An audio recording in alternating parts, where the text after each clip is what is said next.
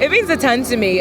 Growing up in the South, in an area where we didn't really celebrate Juneteenth, and I wasn't really taught what it was. And so as I got older and learned about my history and learning about the struggles of it, I also wanted to learn about the reasons we should celebrate it. And so now here I am, who'd have thought, in the middle of Times Square celebrating Juneteenth with such a diverse group of people. It's just so amazing to see. Mind-blowing, right? And that's so interesting that you say that because, I grew up in Chicago. I had a grandmother from Houston, and so I had heard of it, but it wasn't really a thing, and it's only been a national holiday for 2 years. Yeah. But that's so interesting to hear you say that even living in the South, it wasn't really widely spoken about or celebrated, so let me ask you this. I've been asking people this question. I don't know if it's kind of a fun question, but I don't know if you remember the Blackish episode with the Juneteenth the musical episode.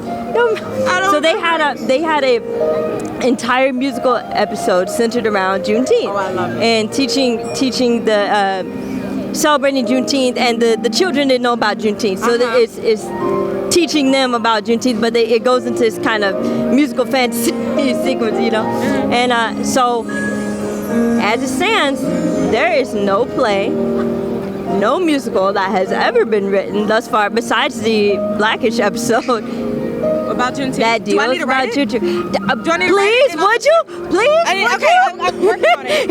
I'm gonna work on it. But I was gonna ask you, what would be kind of your dream to see with that? Do you have any,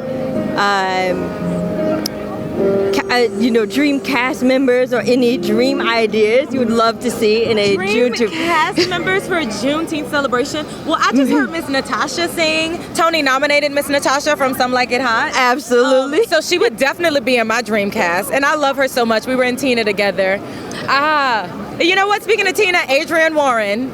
That voice fills up a room. So maybe for Juneteenth, we should just have a legend show so Adrienne can play Tina. Absolutely. We need to get somebody to play Whitney. We got to get a Beyonce. You know what I mean? That's amazing. So another question I'd like to ask is, how do you feel within the Broadway community, within the community of color represented here on Broadway, we can ensure that this beautiful celebration, this spirit, we can carry this throughout the rest of the year and not just let this be a one-off thing, not just let this be, okay, yes, the one weekend out of the year. So how do we keep this momentum going and carry this spirit with us throughout the rest of the season, throughout the rest of the year?